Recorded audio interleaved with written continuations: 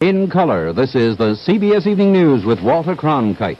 And in Washington, Eric Seberide, Dan Rather, Stephen Rowan, David Shoemaker, Morley Safer in London, Phil Jones in Columbus, Georgia, and Bob Barr in Newark, New Jersey. Good evening. The promised federal crackdown on organized crime began unfolding today in New Jersey. FBI Director J. Edgar Hoover described the day's action as the largest series of federal gambling arrests ever conducted in the area. CBS newsman Bob Barr reports from Newark. Two sealed federal grand jury indictments handed down in Newark yesterday led to bench warrants and subsequent arrests today.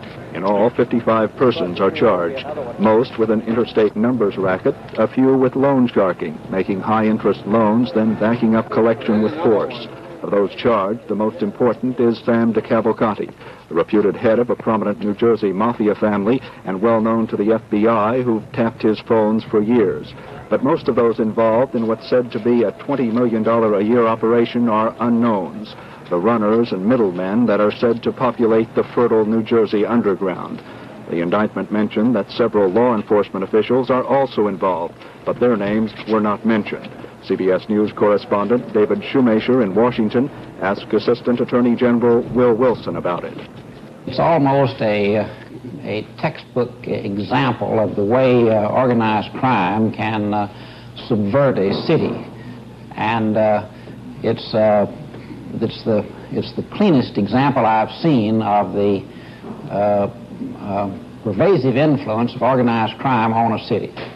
It's the cleanest dirty example, huh? Yes, by clean I mean it's the most clear cut. Can you give us more information without revealing your case about just what is the influence of the mafia, if that is indeed what it is, on Newark? Well, we have said for a long time, based upon many years in this work, that the rackets cannot exist unless they can get some support from local government, and especially from fairly high levels of local government. And this is one of the first times that we've been able to, and will be able eventually, as the whole case develops, to show it. A Justice Department official in Washington told CBS News that some Newark City officials will also be indicted. The source said today's indictments are the result of wiretap information accumulated in the last 6 months in New Jersey, and that similar wiretap files exist in other states.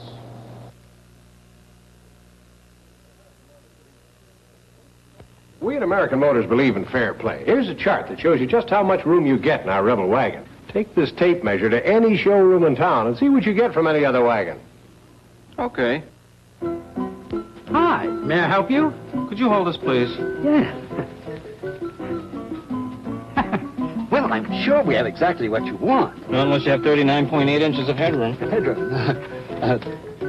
Do you really think your wife will notice an extra half-inch of hip room?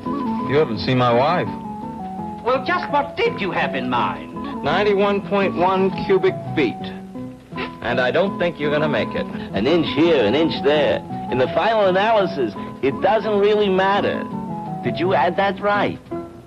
You know, you were right. Our Rebel wagon has more room for the money and a lower list price than any other wagon made in America. Check it out. Pick up a chart and tape measure at your American Motors dealer. President Nixon, in announcing that new Vietnam troop withdrawal last night, said his decision was based in part on a report given him by a guerrilla warfare expert. He's a Briton, Sir Robert Thompson, regarded as the major architect of the victory over communist guerrillas in Malaya in the 1950s. Thompson, at the president's request, spent 5 weeks in South Vietnam surveying the war, and Morley Safer obtained his assessment of the Vietnamese communists in this London interview, the assessment on which the president at least partly bases his policy. So you would ascribe the reduction of tempo of the war at the moment not to a tactic by them, but necessity? Partly necessity, that they have lost steam.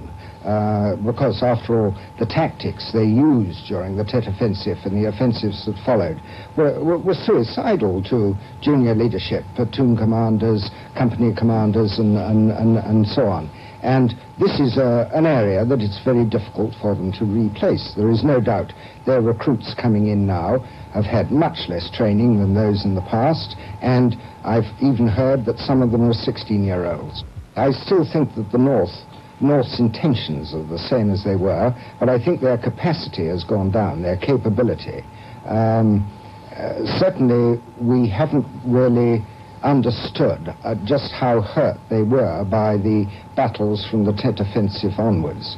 They lost the cream of the North Vietnamese army. If, as you say, we're winning in the field, is it worth negotiating in Paris, Sir Robert? We've been there for 18 months and have had absolutely no success there. Should we not be settling for a battlefield victory? No, I think you've got to continue the negotiations. After all, you offered the negotiations, and I think you must remain there. But I don't think you should make any concession beyond those that have been made already, both by the President and by President Thieu. And you will notice that the other side has made no concession at all. And the problem which may well face them now is whether they will want to go for a settlement at the table, which I myself doubt, because I don't see why they should get up in public and say we failed.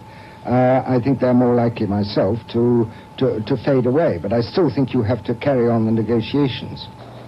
North Vietnam today brushed aside President Nixon's latest troop withdrawal announcement, charging that it is only a gesture to cover up continued American aggression in Vietnam.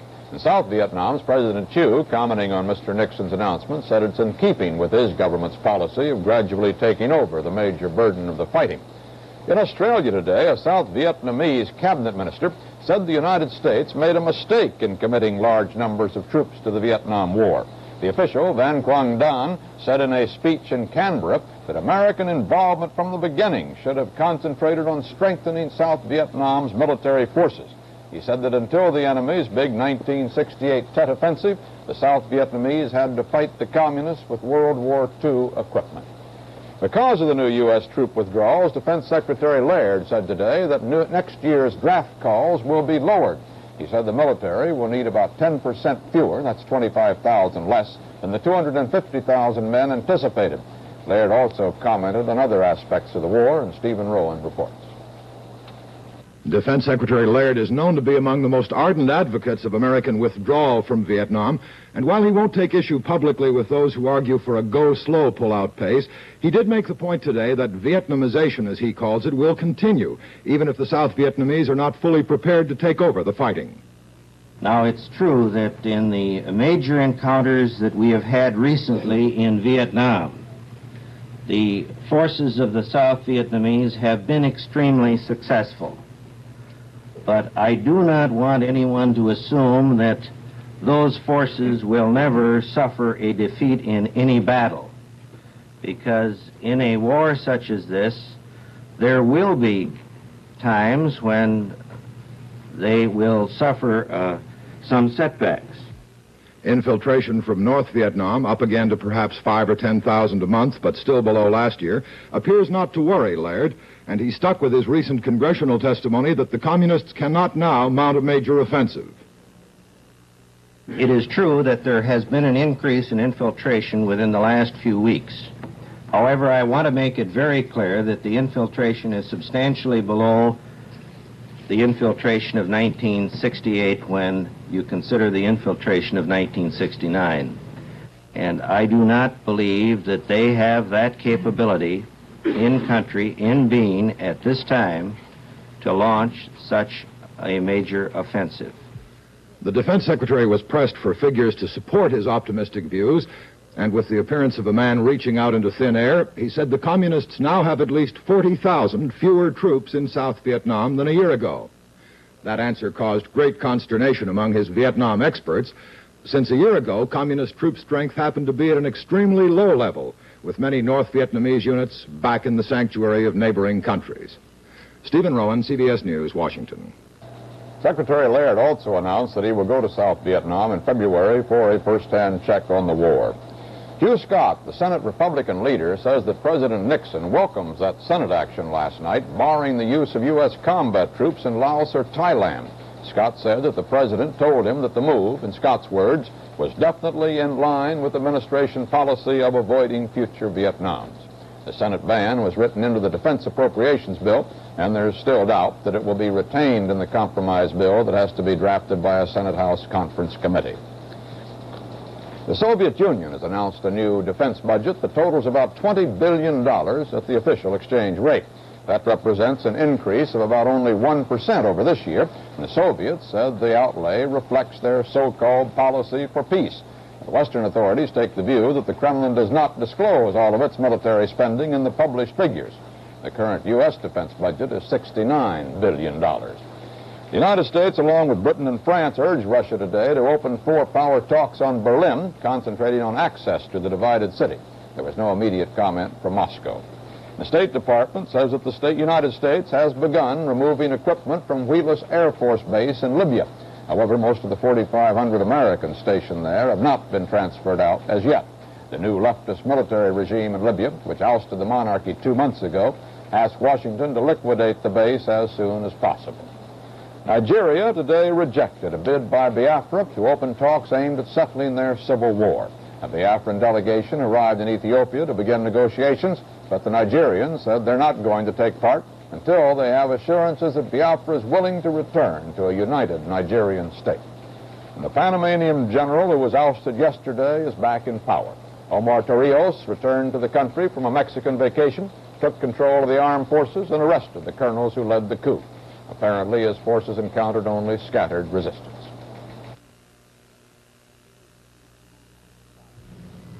Excuse me, sorry, but do you have anything for a headache? Nothing stronger than aspirin? You look intelligent. You should know that all the major pain relievers work mainly with aspirin. Come on. Look at the labels. They all rely on aspirin. Aspirin? Aspirin's what doctors recommend, and Bayer's the only one that's 100% aspirin. I'll take 2. Hi, I'm Marlene Francis, and I'd like to test your judgment. Which of these antacid tablets would you say is stronger? I mean, which do you think settles more of the acid that causes heartburn or indigestion? Well, once again, the biggest is not the best. The smaller Phillips tablet is concentrated, so it's stronger than either of the leading antacid tablets that come in a roll. There is no contest. Phillips tablets are stronger. You like them. The principal figure in the My Lai massacre story is Lieutenant William Calley, charged with the murder of more than 100 South Vietnamese civilians. And at Fort Benning, Georgia today, there were some legal moves involving news coverage of that case. Phil Jones reports.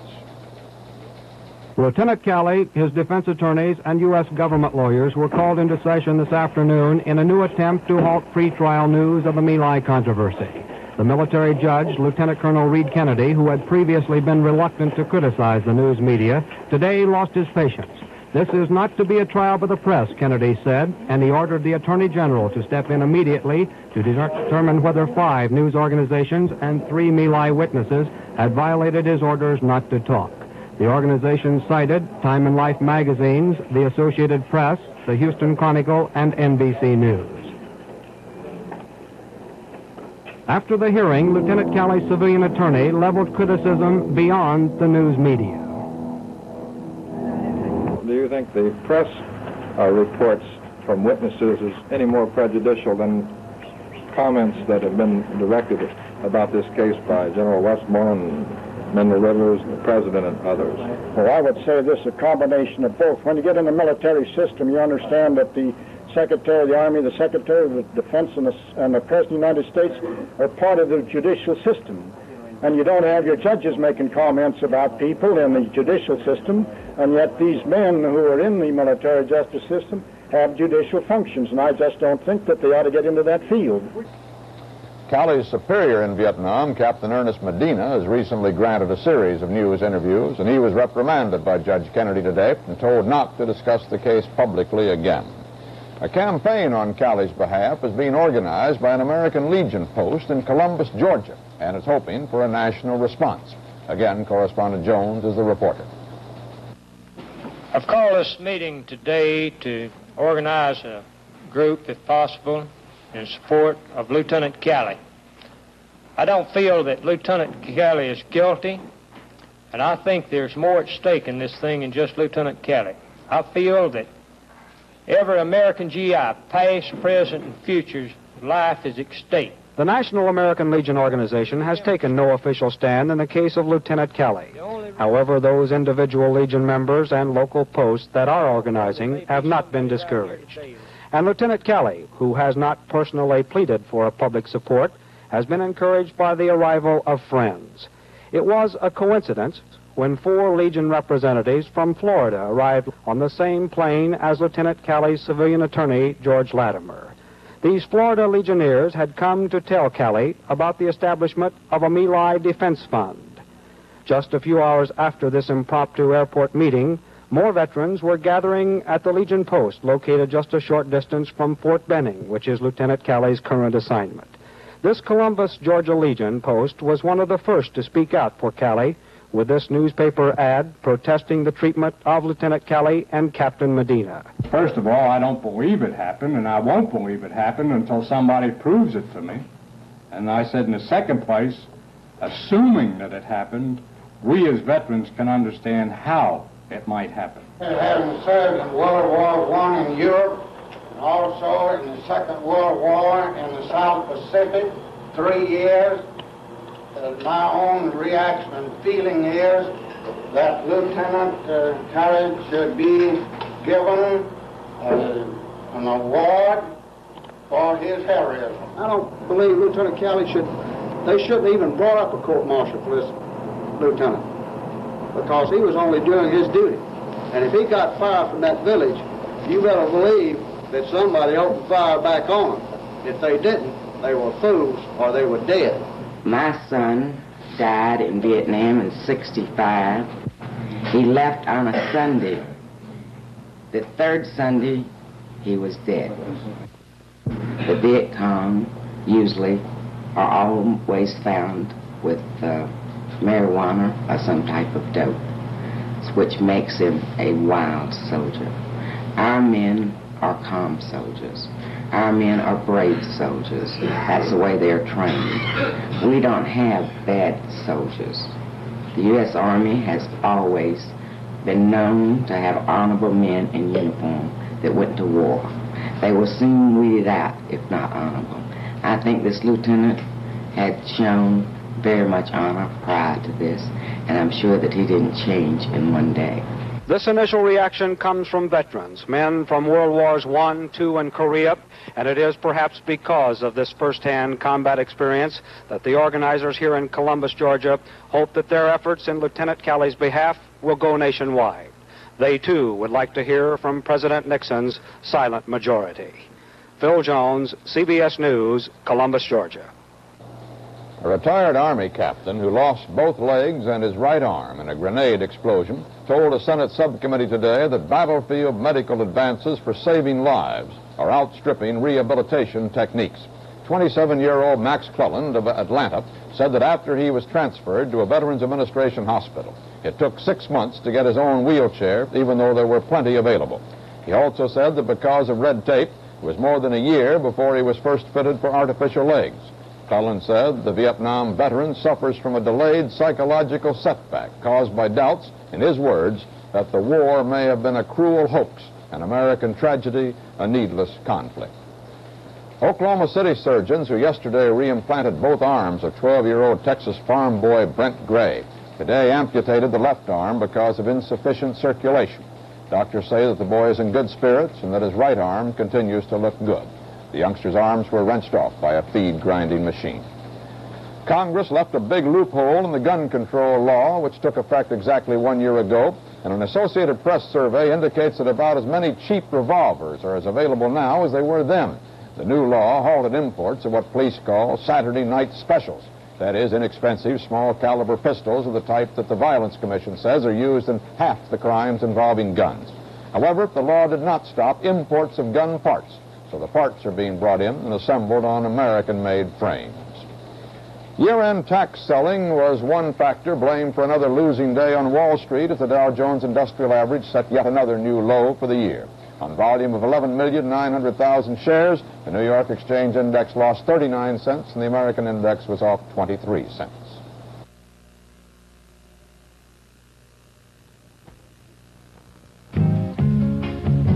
You got up before the sun, traveled all day long, but nothing can go wrong, 'cause you're going home, going home. Just a lonesome whistling wind blowing through the trees. That's all you need for company, 'cause you're going home. Wherever you go, that's Marlboro country. Marlboro country is everywhere. Across this great wide land, no matter where you roam, you're bound to end up home, going home, going home. Come to Marlboro country. The UN General Assembly today asked for a temporary halt in the further testing of nuclear weapon systems. The big powers had argued that such a request would only complicate the current nuclear talks in Helsinki. But the vote, 82-0 with 27 abstentions, reflected small nation impatience with the lack of any dramatic breakthrough in disarmament negotiations. Now to Washington and Eric Severide for some thoughts on Mr. Nixon's Vietnam announcement last night. Eric? The president's latest troop withdrawal announcement has met with a generally quiet reception by press, public, and Congress. This is further evidence that for now at least he has, as one writer puts it, solved the politics of the Vietnam problem, though not the problem itself. In the last 2 months, his own speeches and appeals and the sledgehammer blows against critics by Vice President Agnew have won a grace period for the president's peace plan. His troop withdrawal pace is far slower than many critics wanted, but the country is accepting it so far. How long this grace period lasts is pretty much up, not to the critics in the first instance, but to Hanoi. If they remain adamant in Paris, and if the new heavy infiltration into the South means something more ominous than troop replacements, then the old cycle of domestic tensions here can start up again, because the American casualty rate would climb. It is also up to the Saigon government, but in a long-distance, less measurable sense. As things stand, it is difficult for the distant layman to get a clear picture of how fast the South Vietnamese army is improving. There still seems to be some official hope here that Hanoi will accept Mr. Nixon's logic, that it will find a strengthened Saigon regime harder to deal with than we are, even with much of the American army gone. A corollary, of course, never mentioned in official speeches here, is that Washington, too, will find Saigon harder to manage with our troop presence diminished. The president's policy is a thin ice policy, but since the critics have not persuaded people or Congress that they have a better one, it is the ice we'll be skating on for quite a while. It is certainly holding right now. Mr. Nixon has persuaded many strong doves that he really is going to wind this war down. He has persuaded many strong hawks that there really is not going to be any American defeat or dishonor. With protesters and critics disarmed, lack of domestic support cannot be blamed should the policy go wrong, only the president. This is not Nixon's war, but it is Nixon's disengagement. He has taken over the full responsibility and will deserve the credit if it works, and vice versa. Walter.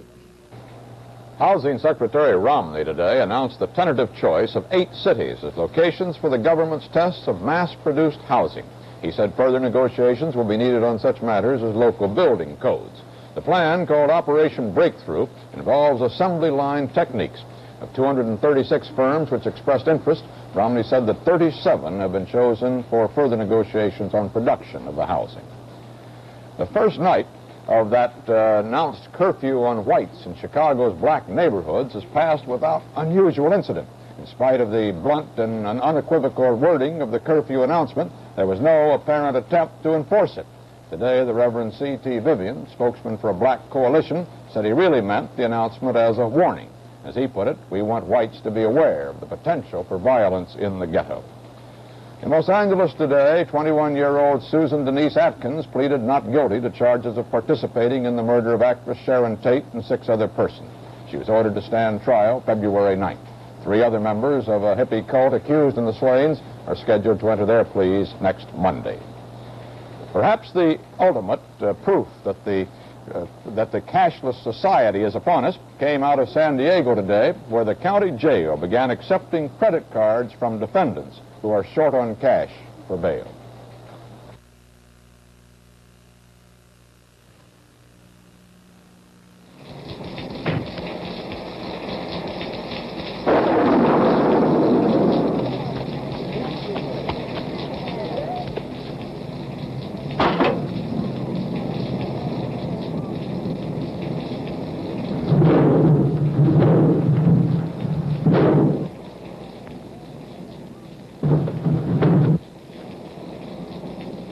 You're very resourceful. Cleaning your engine in the rain to help your car get more power, better mileage, and fewer breakdowns. You're right to want a cleaner engine, but all wrong in how you're cleaning it.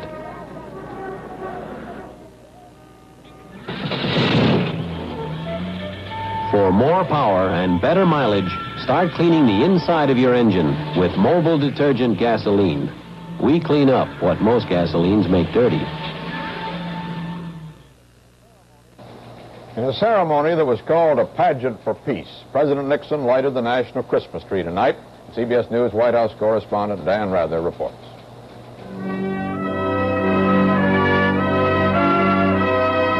Behind the White House, a 65-foot fir from New York was lighted as the national Christmas tree. President Nixon gave his Christmas message unaffected by a small group carrying Viet Cong flags and chanting far back in the crowd. Our wish, our prayer, is for peace, the kind of peace that we can live with, the kind of peace we can be proud of, the kind of peace that exists not just for now, but that gives a chance for our children also to live in peace. That's what we believe in. That's what Americans stand for. And that, believe me, is what we shall have. Hey, isn't that great?